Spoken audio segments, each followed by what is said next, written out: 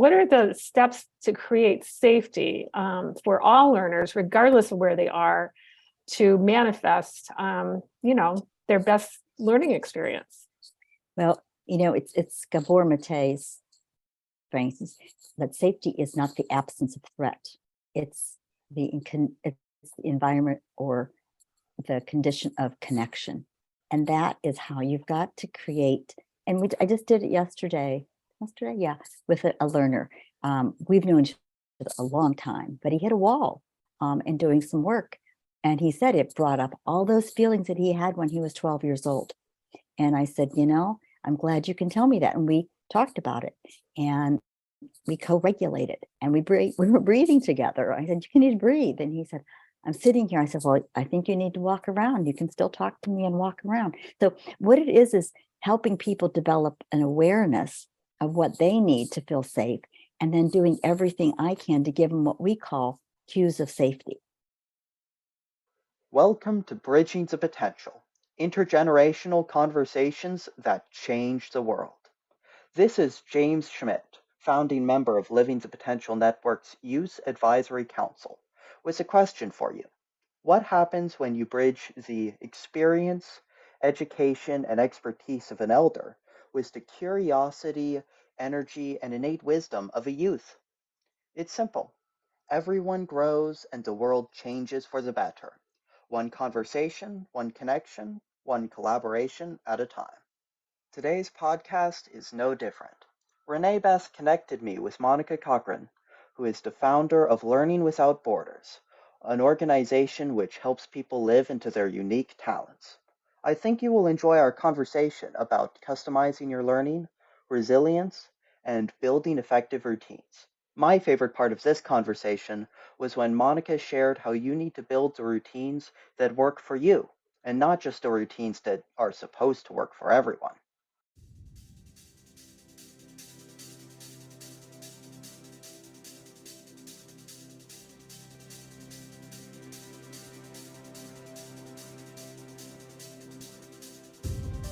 Hello, I'm Renee Beth Poindexter, and I am the founder of Living the Potential Network, and I'm your host for this amazing podcast today. After I wrote the book, Living the Potential, Engaging the Wisdom of Our Youth to Save the World, I set out to find spaces where people could actually hear what the youth have to say. And you know what? That's what this podcast is all about. I love these conversations where listening to a youth's aspirations and dreams and concerns, we connect them with a mentor that they personally choose to be on a podcast with. And this mentor has the experience and wisdom and is open to learning and receiving from the youth as well. So it's reciprocal learning at its best. Now, I always leave these conversations inspired, and I think you will too. Today, we have two amazing guests. Our mentor, sometimes we refer to our mentors as elders, but it's really not about age. It's my good friend, Monica Cochran. And she is in conversation today with James Schmidt, who is a co-founder of the Youth Advisory Council for Living the Potential Network. And he's a psychology student, and I think he's going into his third year, but he'll tell you all about it. Let me tell you a little bit about Monica before we get started. She's very humble, so I'm going to brag about her a little bit. She has a master's in education, and she's actually worked with children and parents and other adults in a wide variety of, educational and actually in hospitals and also in business settings for over 40 years. She has been active in alternative education since 1978. And she's homeschooled two of her own children, and these have worked, and she has worked with other home educating organizations and parents. And actually, that's how Monica and I first met. She's been doing that since 1997. So she has a vast experience in helping learners of all ages and abilities enjoy learning. And that's why her business is called Learning Without Borders. So without borders, geographically, emotionally, physically, mentally, and probably even spiritually. She has quite an amazing background, which we'll hear more about today. She's also got a primary Montessori certification for the American Montessori Society, and is an SSP, Safe and Sound Protocol practitioner. And its focus an ILS focus, which is a provider as well as an advanced director, development of individual differences and relationship practitioner. Since 1997, she's been following her youngest son's auto accident, and she has supported survivors of brain injuries and other health and developmental issues as they redesign their lives. So Monica, it's a pleasure to be with you today. You have such a wealth of knowledge about learning, neurodiversity, meeting the needs and creating safe environments for learners of all ages. Thank you so much for being here today. Thank you for having me. It's a real pleasure, and I really appreciate the opportunity and get a chance to talk with James a little bit more too. So yes, thank you. Absolutely. So in reflection of your story and what you would like to share today, it's like you had your training and then life happened. Yes. And so, part of what you've learned and what you're now sharing is like what you uncovered for yourself through what do they say? Life is what happens when we're making other plans. I think that was John Lennon. Yeah. Yeah, exactly. So, you were living full throttle life at one point, really going for it. And, and then there was an interruption that occurred that really impacted your ability to really look at learning. And it was not at all what you had learned in school in preparation to be a teacher. So tell us a little bit about your experience and how you came to this awareness about learning and all the ways that our brain works to support us and, uncovering what's most important in the moment. Yeah, and I think it culminated in 97, but there had been a number of smaller situations that I can recall graduating from college, and my getting into education was just, it was a bit of a fluke, one of those things. The program I had been in was in child development, and I was planning on going to graduate school and getting my PhD and all these things. And then the money all got cut. So, there was no money to go to graduate school in that area at all. So I had a little detour and I got a teaching certificate, never planning to do that. And I had a wonderful experience in my undergrad. And then I went out in the real world, and it was a rude awakening. This was not what I thought education was going to be. I've had some really interesting experiences. So I ran back to graduate school to get a special ed degree, thinking that was going to be the way I'd be able to individualize and work with kids. And then again, same thing. It happened to be the time when behavior modification was very, very big. And that wasn't my thing. And so I worked at a psychiatric hospital. And that they weren't using, they were using some, but again, education and learning we were low on the totem pole there too. Mm-hmm. So it was just kind of one of those things. And that's when I came to Montessori and alternative education in 1978 and said, okay, this is a better fit for me. I'm meeting kids where they are, I can. And then, like I said, I had an opportunity to train teachers. So I had lots of different opportunities to see what I learned was we need to use our strengths. One size doesn't fit all. And even small things like working with engineers, like meeting them at the back of the room when they walked in and greeting each of them individually made a huge difference in how that day went. Like my goal with engineers was to get them to uncross their arms, right? By noon the first day. I only had 3 days with them. So I had to be on a time. If I can't get them to uncross, I had to go out and learn about them. I'm not a big sports fan. I would read the sports page the night before. I would, look at their business, look at their environment and meet them where they were and learn their names and make sure that the room, they value orderliness. I'd make sure the room was just right. And we never started late. I would get up at 4:30 in the morning.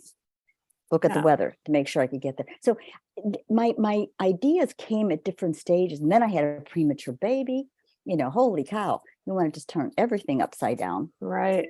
No That's sleep. part of it. It's part of it. It's like the environment of learning, not only in schools and in business, but then being in the situation of being a patient in a hospital, but also I think the story about your son and what happened and what opened up this whole idea about learning from brain injury, and then how to redesign your life, how to come back.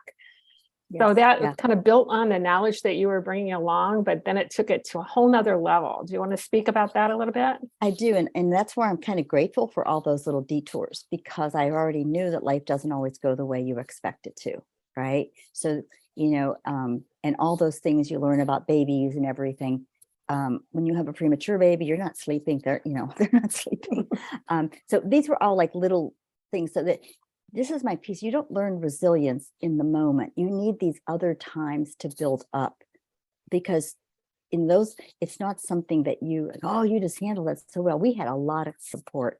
My son's accident was he was very, very, very, very, he wasn't expected to live yeah. the first day. Well, what happened? And What happened? he hit ice. It was black ice, and he hit a tree. And yeah. And he was 17 years old. Yeah. So it was a big, and it was just at a trajectory time when he was just ready to graduate and go to do things. And he had just gotten a scholarship to do a study in Canada, where they were going to take an idea from idea to market. Oh, wow. Yeah. So it was hard. And he had to relearn everything. I don't mean just learning. He had to learn to walk, and he had to learn to talk, and he had to learn all these things. And I was so grateful to have been homeschooling him before, because I really did know how he learned. And so we did do things like when he had to ride a bike on an exercise bike, we would make up stories about Ann Arbor, and, let's pretend we're going down this road, and let's go up here. And so I knew the value of all of stories, and creating and using his interests. He had been at a gifted and talented program at one point, and the school raised money so he could have a laptop. And then the headmaster, who wasn't even going there at the time, we were already homeschooling, loaned him his computer. And then someone else found a one-handed keyboard because he couldn't use his left hand. So we had a lot of support. So, these kind of things, this is the value of community too, that you don't get strong by yourself, and you're not independent, you're like interdependent. Because people would ask me, what can you do? Go research this for me, right? Go do this. And I think I told you the story a while back that we had to really figure out what was really, really important, our values. And we weren't going to attack each other when we didn't have enough sleep. So it really took a lot of thinking about our thinking, right? And learning how to regulate and co-regulate. And I didn't know the word back then, co-regulate, but that's really what we were doing. We were co-regulating. And I don't mean that we never lost it, because we all lose it, right? But was always had to go back and repair it, right? You got to make a repair. And to be, really candid when you're spent. I learned that, yes, my daughter might want to go do something, but all I really had energy for was to spoon with her and watch a movie, right? And so it really did get back to my core, like, what is really important here? How do I make this work for everybody?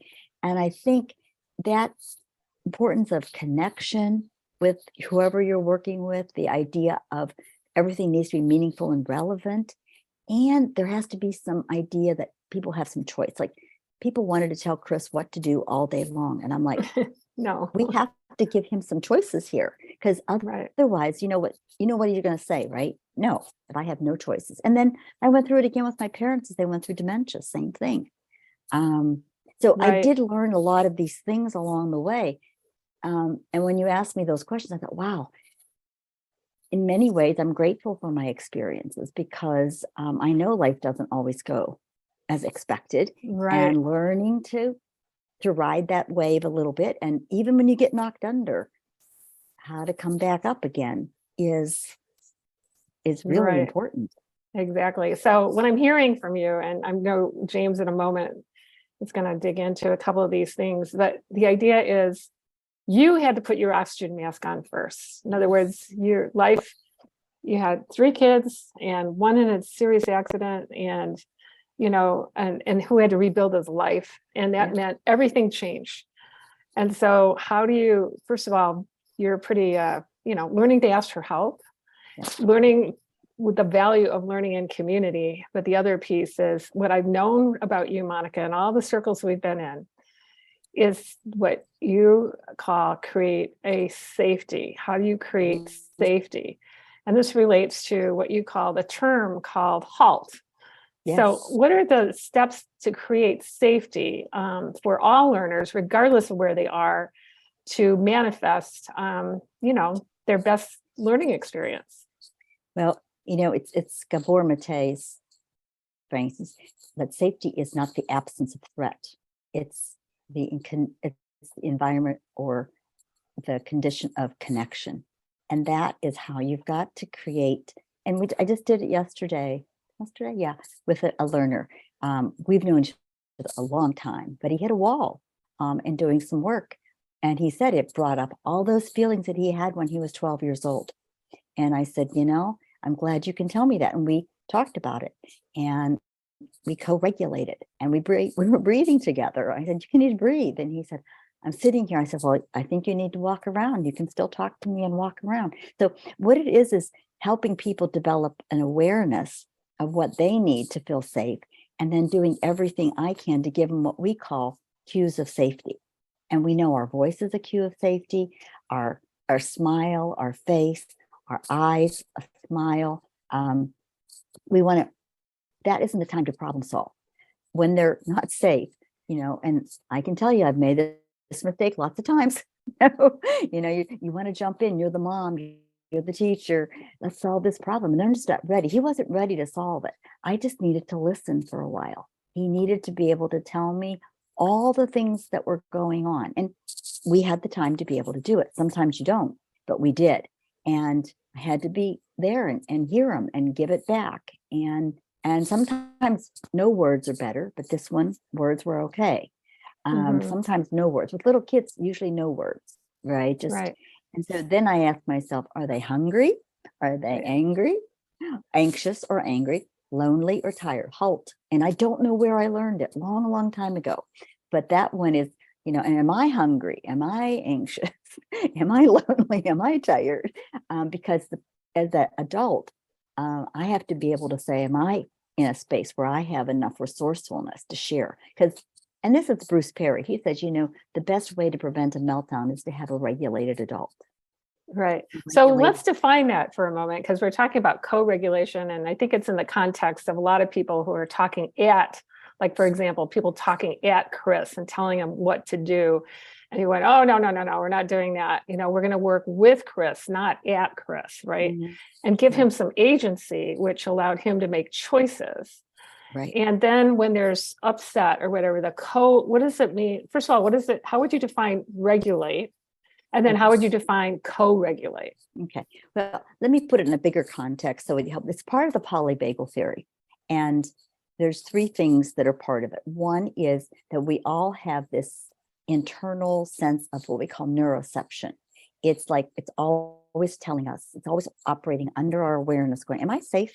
Like when you go to a place new, you're always looking around, right? You're kind of vigilant.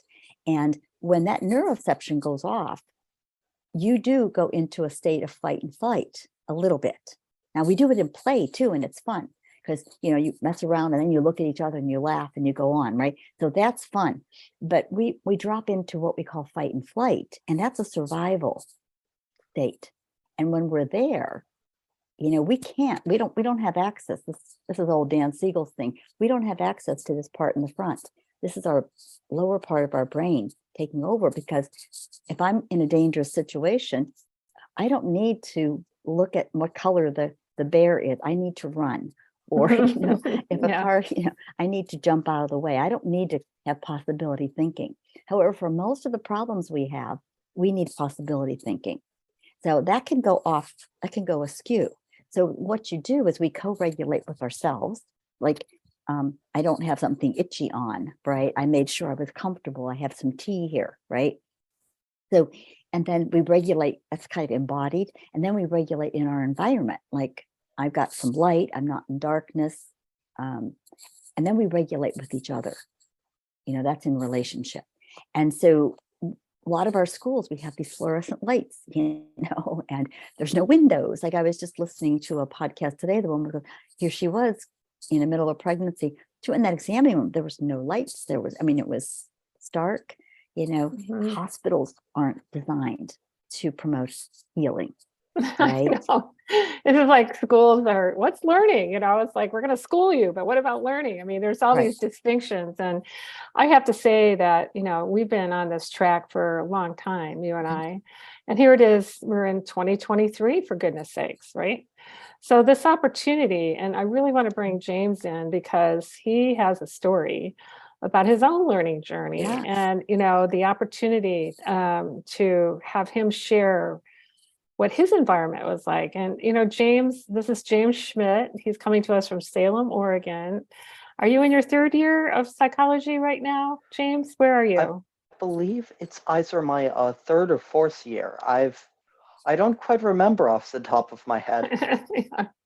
Well, tell us a little bit about your learning journey, because this sets a stage for, Monica's been working with learners who learn differently, and you were one of those people. And yet you are one of the brightest people I've met in terms of, whatever label people, we talked about this before, the idea is like, James is the person who helps me manage risk in our environment.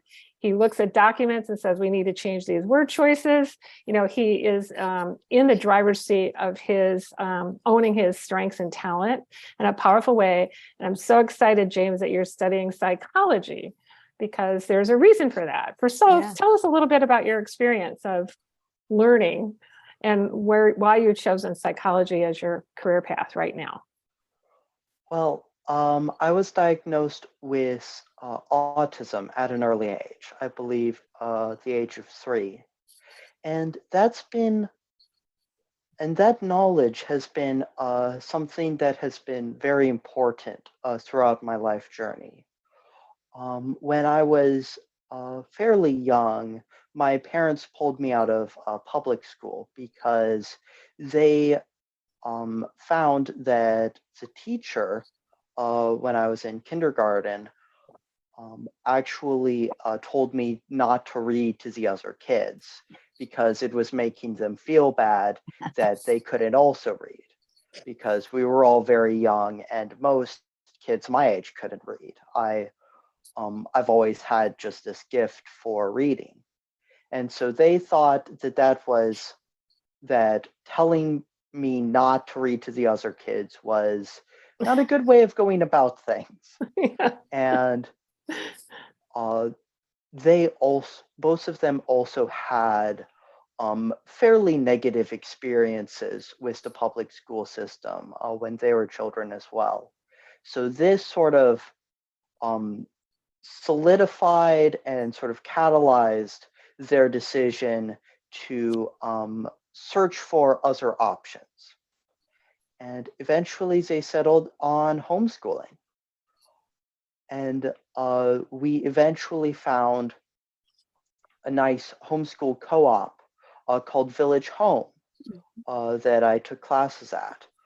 I took classes there for, my gosh, I think it was from when I was 7 to when I was 18 or so. Wow, that's great.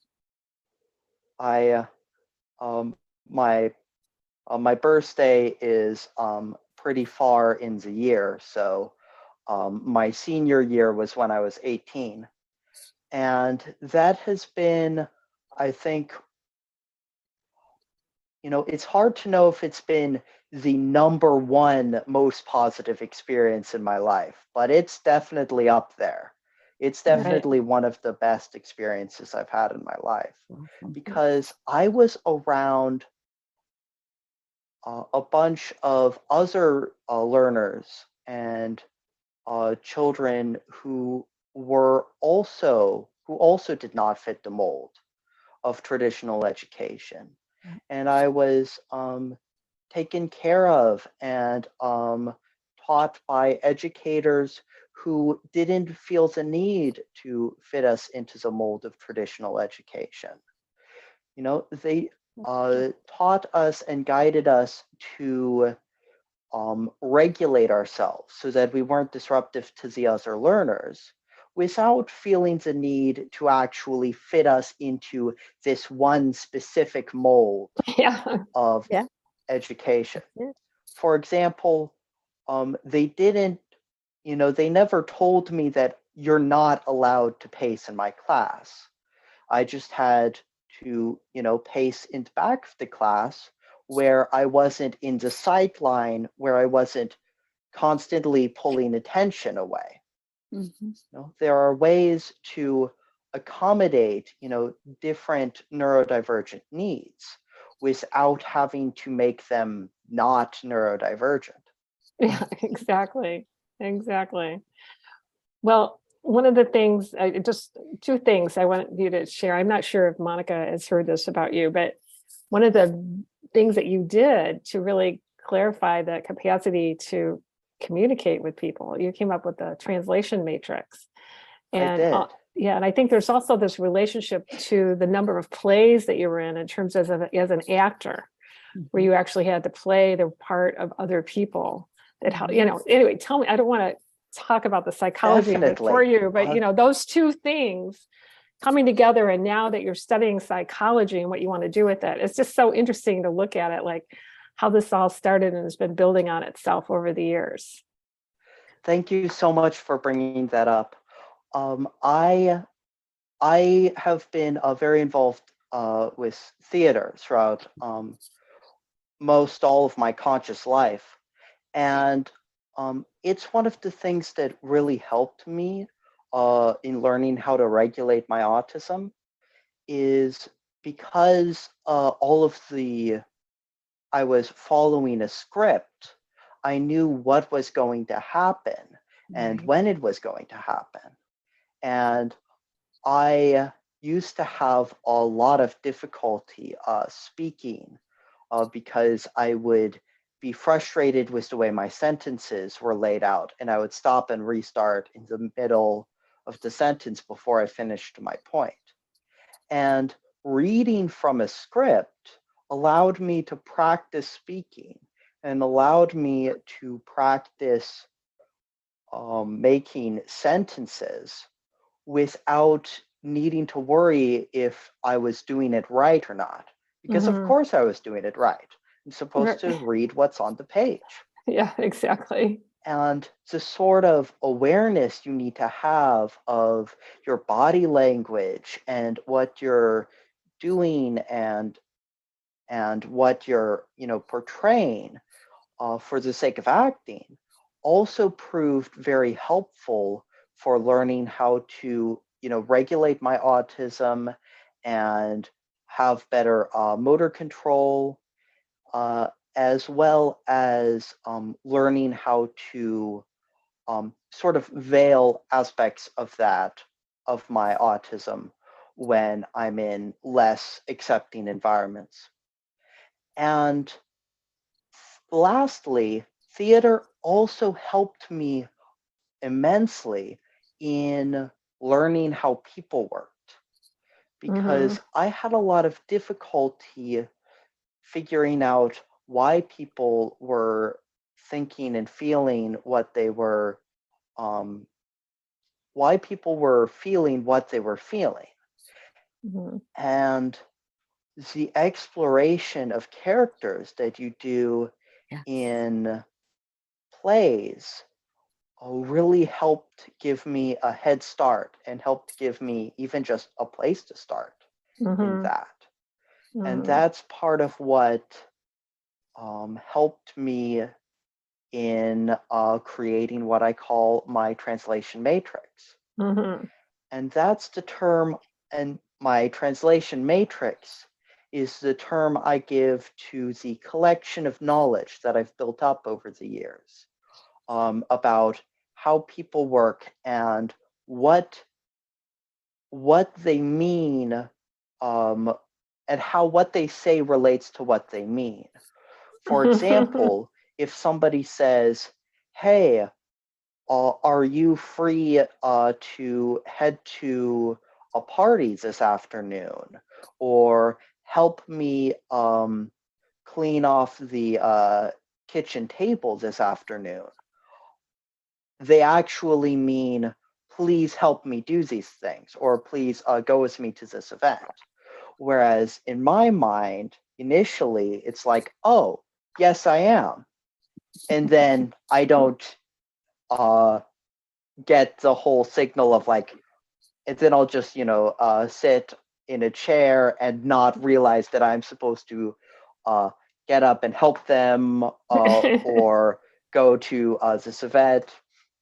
And so that's one of the important aspects of my translation Yeah, matrix, exactly. as well as learning, learning that your pre-existing relationship with a person greatly shapes your interactions with that person. Right, And there are exactly. certain things that there are certain behaviors that people will do with their significant other, like referring to them by a pet name or a fun nickname between friends, that wouldn't be appropriate for me to do because I don't have that relationship with Right, them. exactly. And Right. that's not, and that's very obvious once you know why it happens. Right, But I didn't initially know that. I had right, to right, learn that. right. So that's just a few of Right. the things in my That's awesome. translation Right. matrix.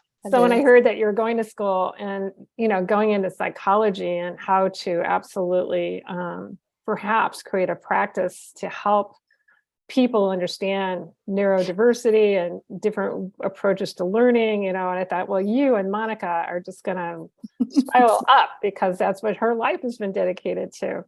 So I'm going to just say, this idea of you can talk a little more about, Monica. You probably heard a lot of what James had to say, but there's also some tools that you've used to help people really own their learning from an authentic place, powerfully.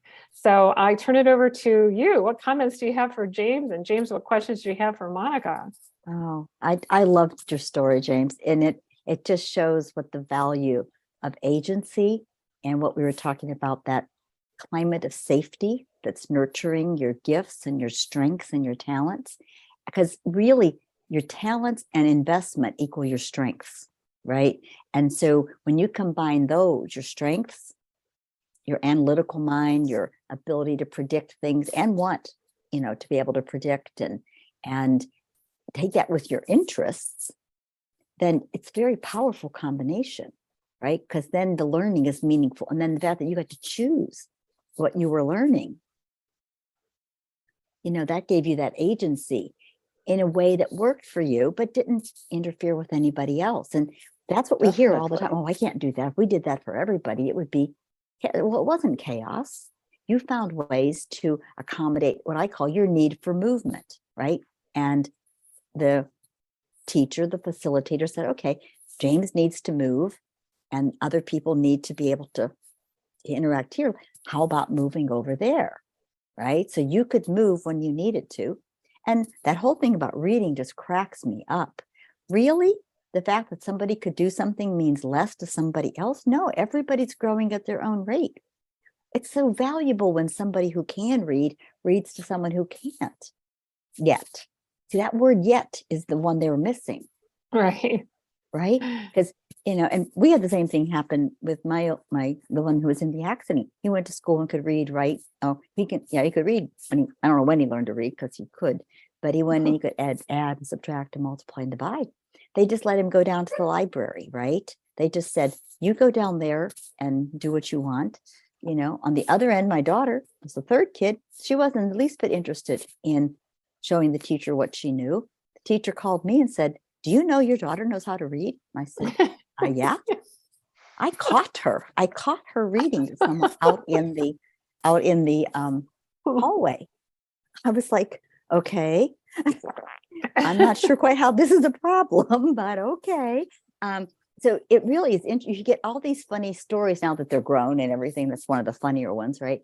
But she knew how to read, and I knew she knew how to read, and she basically at that point in first grade, I guess it was first grade, because she only went there for a year. That was her social place. she'd come home Tuesday with a list of things she was going to do that weekend, people to call, this was, and she brought home her stuff, but we knew she was learning. I wasn't worried about that part, but we ended up having to leave. It really was, it wasn't a good match. It wasn't a good fit after first grade. We went back. She had been in Montessori before. We went back to the Montessori school one day. She said, I feel at home here. I feel at home. I said, me too. So I think, Monica, you're making a good point about observing learning and witnessing what our children and grandchildren and students are teaching us about their inner process. And then the opportunity, what you've been doing with Learning Without Borders and what James is talking about that he got at Village Home was actually facilitating the personal learning. Yes. And empowering that, as opposed to, just being grouped together and say, okay, we're moving on this conveyor belt and everybody's going to do this at this time, right? You've been working with parents and teachers and young people to trust that they have a natural unfolding approach, right? And that is so powerful. So your daughter, that you could see in her learning strategy, but the teacher was missing it. And I just fast forward to, what is your daughter doing today? And what were the those clues that she was Miss Social, Well, does that relate to what she's doing today? Well, it does. It does.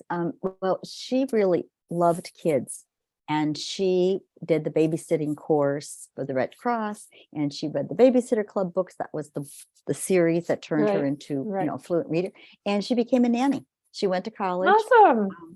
She majors in child development. But after, she was there 3 years until I've had enough. And we said, well, you have to either just, declare a major or, we're kind of done for now. And so she's been a nanny for a family, and there's lots of stories. She's been a nanny for a couple of families over, but one very long. But actually, when she stopped going to school, we said, well, I'm just going to get a job as a full-time nanny, not just a part-time nanny. So she put herself an ad in Craigslist, alternative nanny. And so she interviewed with somebody who turned out was running it was a homeschooling mom who was opening up a charter school. And she said, oh, I think, full disclosure here, I think my mom. And we turned out to know each other. And so she was with that family for a couple of summers, and then she taught art or something at the charter school. And then she went on to another family. But does she? Yeah. And at the same time, she's now also doing some very detailed work for a company. But again, it's that ability to learn, to do something new, because she decided during the pandemic, she did not want to take a new family on, and her family's aging out. And so she learned something that I never would have expected her to learn. Yeah, right. She's a data analyst part-time. I would have never thought she would analyze data.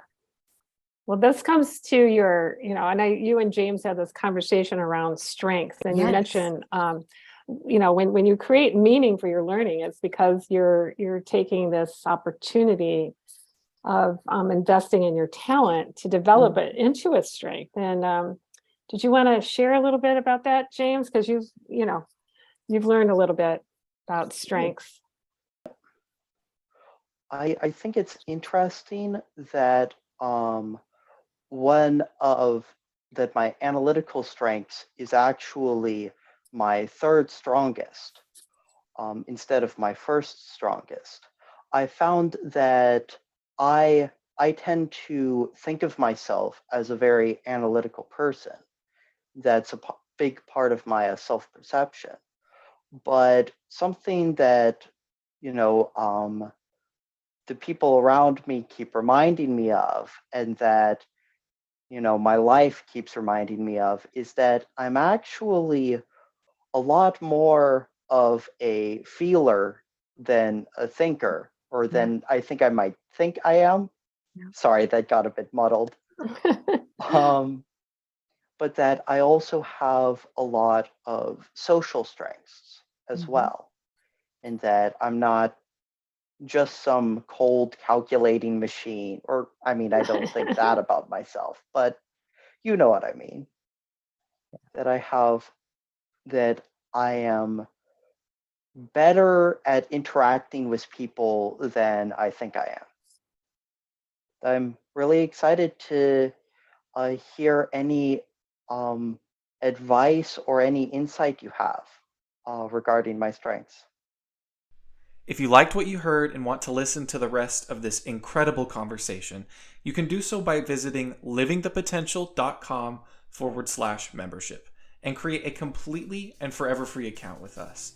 And if you're interested, check out the first 2 chapters of Renee Beth's book, Living the Potential, Engaging the Wisdom of Our Youth to Save the World, which you can also find at livingthepotential.com/book.